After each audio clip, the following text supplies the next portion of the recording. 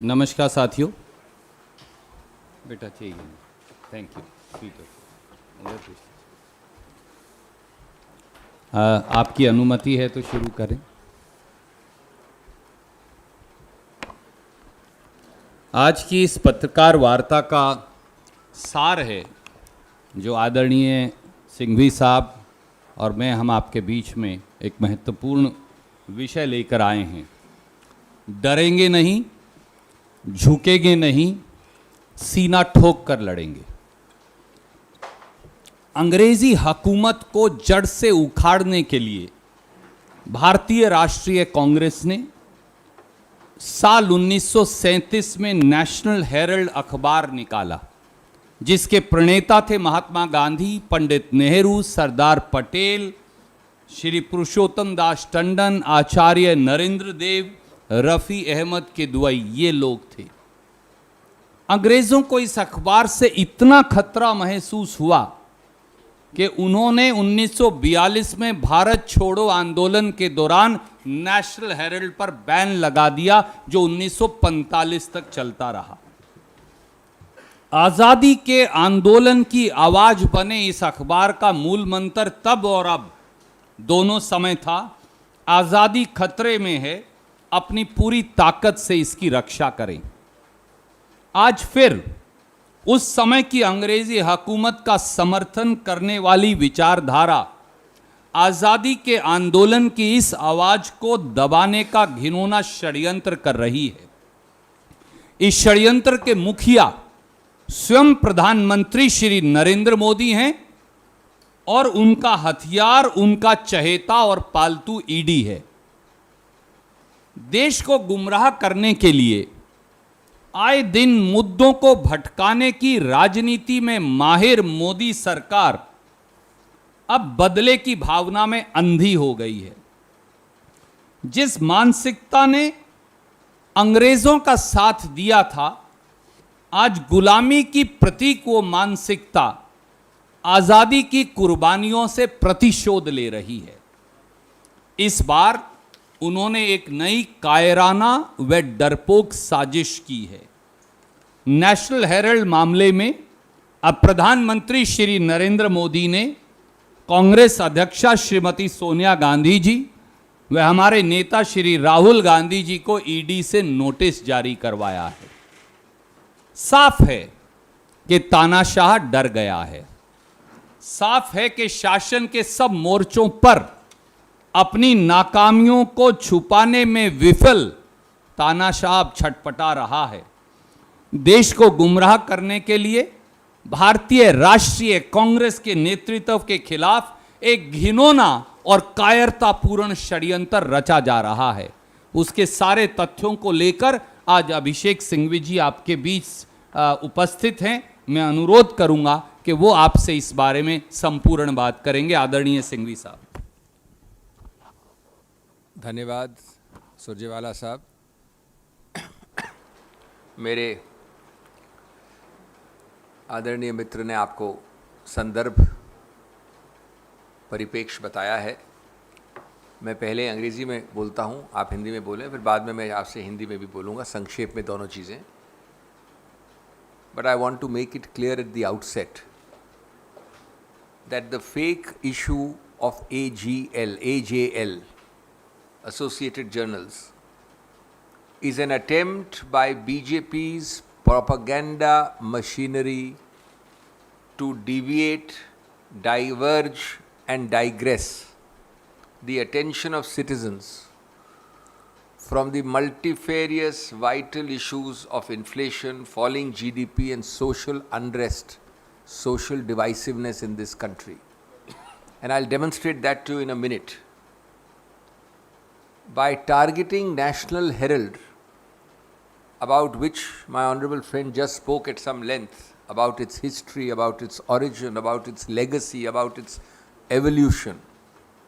By targeting National Herald every now and then, the BJP has in fact disgraced, disrespected and dishonored the freedom fighters, the stalwarts of this nation and their contributions to the freedom struggle, where incidentally this particular party or its predecessors had absolutely no role to play.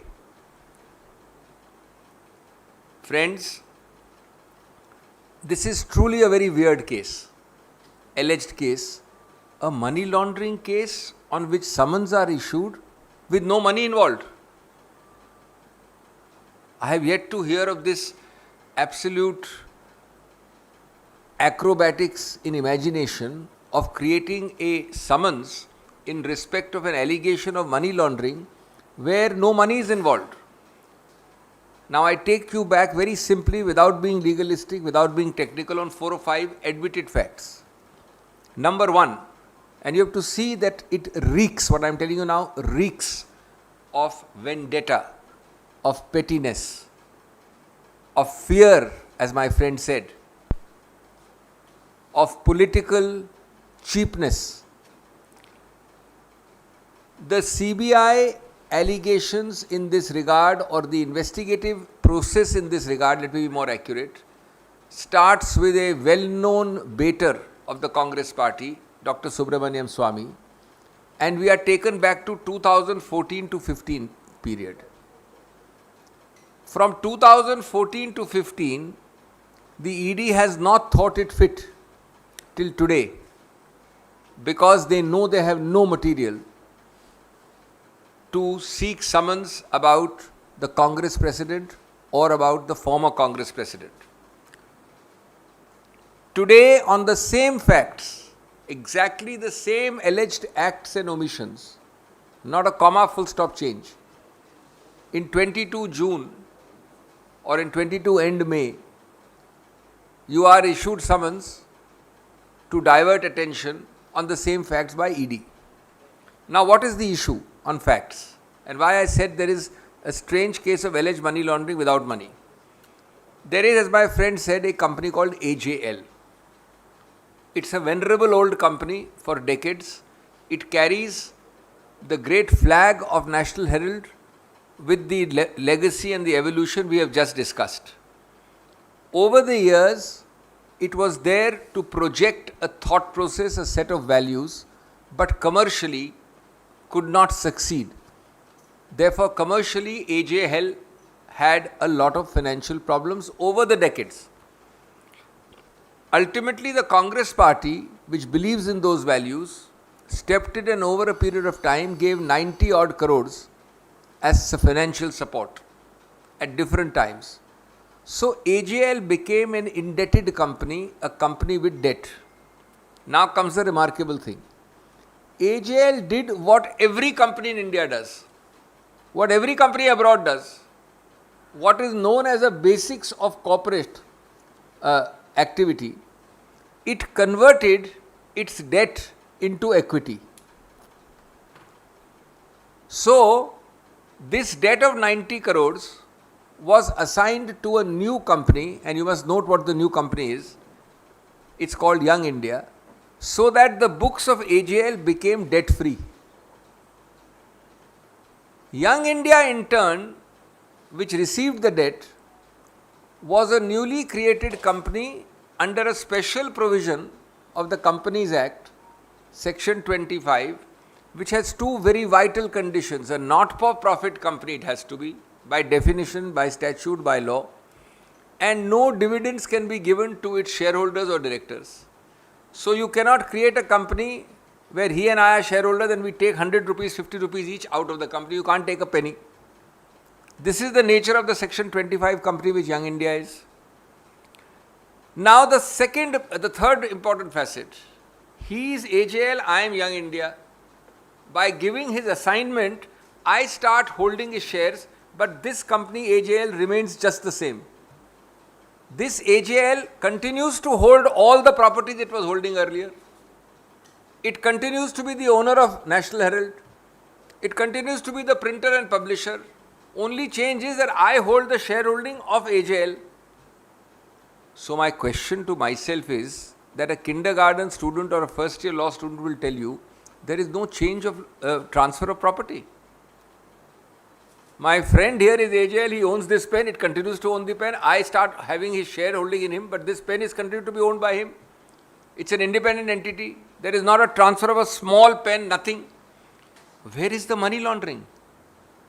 Where does it arise? Where is the money? So there is no money, there is no transfer of property, there is no transfer of money, and yet a charge of money laundering is done. Young India cannot use money in any form which it gets because it can neither pay dividend nor accumulate profit by which it can give out the money. This is why better minds, objective minds, non-malevolent, non-malafide minds close this case.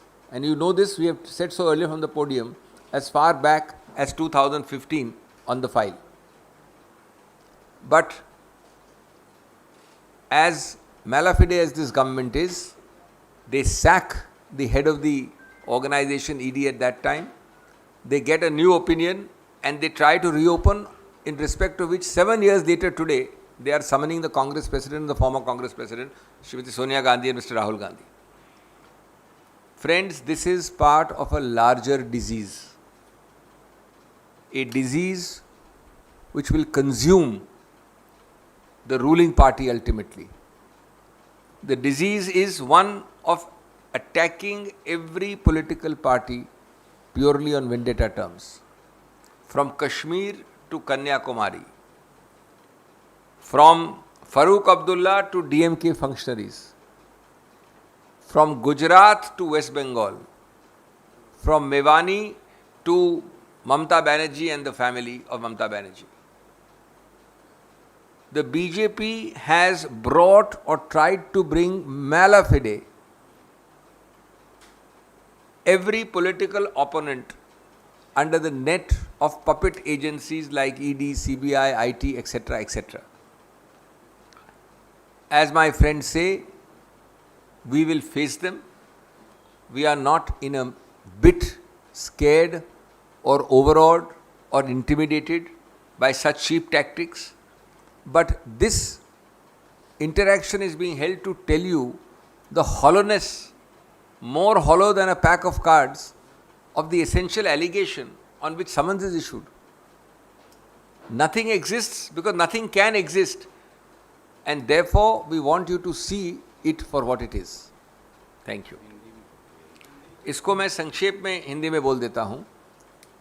मेरे आदरणीय मित्र ने आपको इसका संदर्भ बताया, इसका इतिहास बताया, नेशनल हेराल्ड की विरासत बताई और उसकी कई दशकों, भारत की आज़ादी के कई दशकों पहले से उसका इतिहास बताया. उसके साथ जुड़े हुए ऐसे दिग्गज नाम उन्होंने बताए.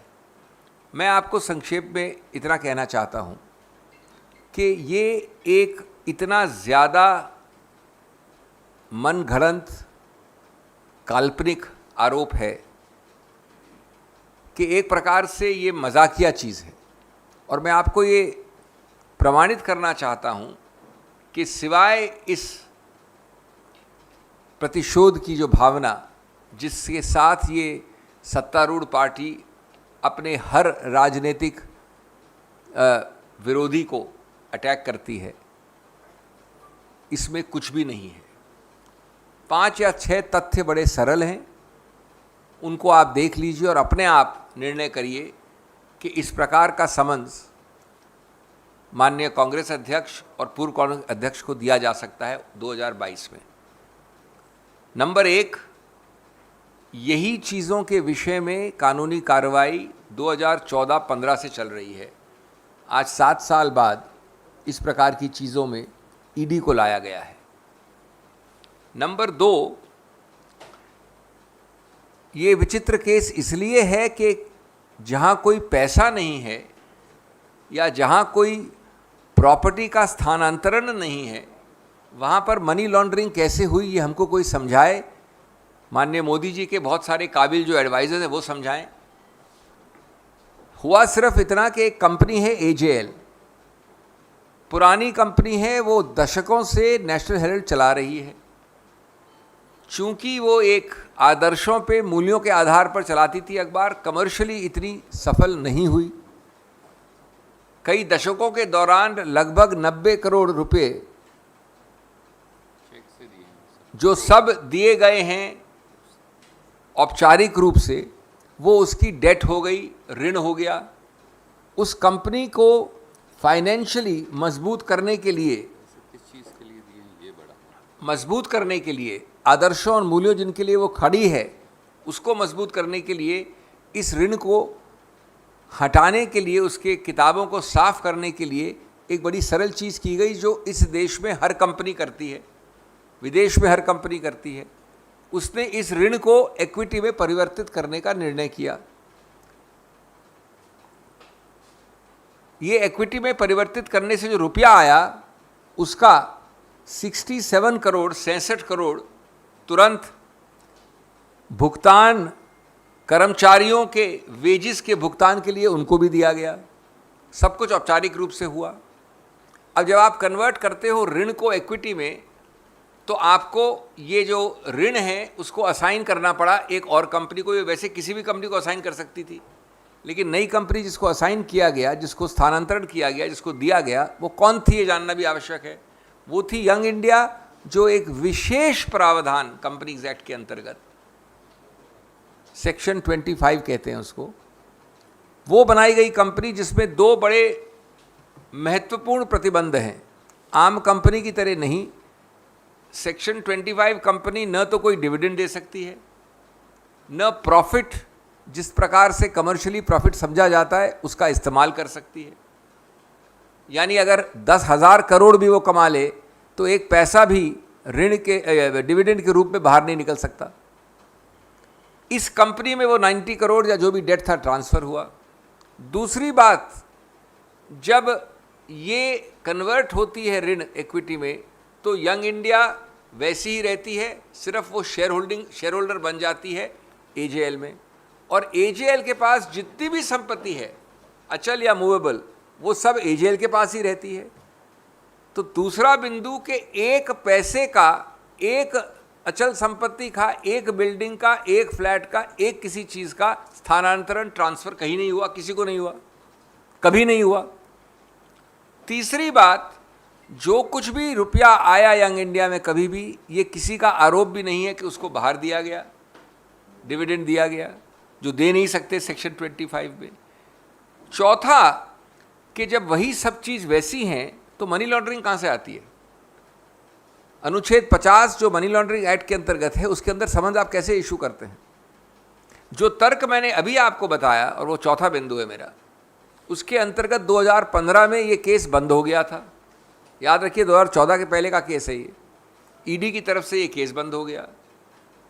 हमारे सत्तारूढ़ सरकार के लोगों को अच्छा नहीं लगा, उन्होंने ईडी में लोगों को बदला, हटाया, निरस्त किया अपने पदों से, और नया केस खुलवाया प्रेशर डाल के। और उसके बाद अब 7 साल बाद ये समझ दे रहे हैं, जैसा मैंने कहा, कभी उनको यहाँ से मोड़ना है, ध्यान आपका ध्यान आकर्षित करना है, कभी इन्फ्लेशन से, कभी जो अभी जीडीपी फिगर्स हो रहे हैं उनसे, जो विभाजन की भावना चल रही है इस देश में, जो असमंजस की और जो सामाजिक उथल पुथल चल रहा है, उससे हटाने के लिए। तो दोस्तों, मैं अपनी बात अंत करना चाहूँगा ये कह के कि इस देश में इस प्रकार से अपने पपेट, जैसा मेरे दोस्त ने कहा, कभी ईडी, कभी सीबीआई, कभी आईटी का दुरुपयोग करके हर राजनीतिक विरोधी को, कश्मीर से कन्याकुमारी और गुजरात से पश्चिम बंगाल तक डराना, धमकाना और देश का पूरा ध्यान इधर से उधर करना, ये तकनीक अब पुरानी हो गई है। जैसा हमने कहा, हम न डरेंगे, न झुकेंगे, और सीना ठोक कर ऐसे कारनामों का सामना करेंगे।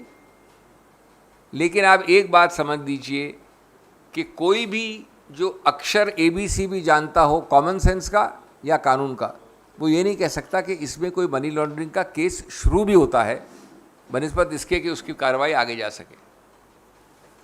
Thank you sir. Any question, we'll take one by one. Will start with you.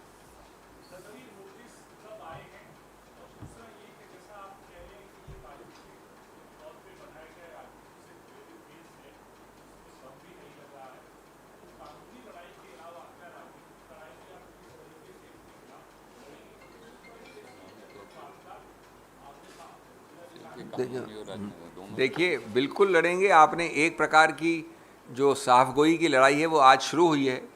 ये भी राजनीति का एक हिस्सा है, कानून का भी हिस्सा है, आपको स्पष्टीकरण देना। ये कार्रवाई चलती रहेगी।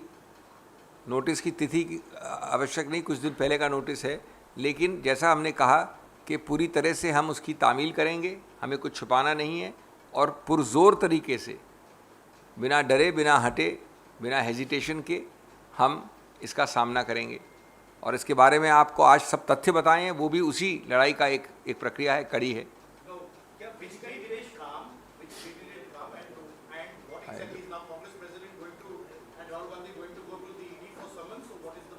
You see, we need not disclose to you the details. It has just come recently. I don't know the date. I mean, it's it's just a few days ago. But you can rest assured that whoever is present in the country, and certainly the Congress president is here, will go. If there is some small accommodation or time required for somebody who is not here, that time will be sought. We'll write a letter, we'll see the dates, but the point is we are fully complying with everything. We will write to them upfront, and that is. But you had said that there was no case earlier. Now, because all others have been questioned, so this is just a natural colony, like your treasurer was done, Mr. Karge was done, all those who have been directors have been called. I am making it clear for the reasons already stated when you were missing that there is nothing in this case. Now, beyond this, if Section 50 notice can be met with impunity or defiance, which we don't intend to do because we have nothing to hide. But we are now answering the court of public opinion, not the ED at this stage. As far as ED is concerned, we'll give them whatever answers they want and whatever questions they ask. This is a political battle. This is nothing else. You're not. No, they're both legal, political, social, everything, communication, everything. Sir, आपने कहा कि इस पूरे case में काल्पनिक है, कोई मुद्दा नहीं है कि केस चलाया जाए, लेकिन आपने कहा कि रिसेंटली ये नोटिस आया है, कब तक पेश होने के लिए कहा गया है उसमें? अभी निकट भविष्य में। दूसरी चीज की इस तरह के समन में क्या पेश होना होता है या दूसरा भी कानूनी रास्ता होता है?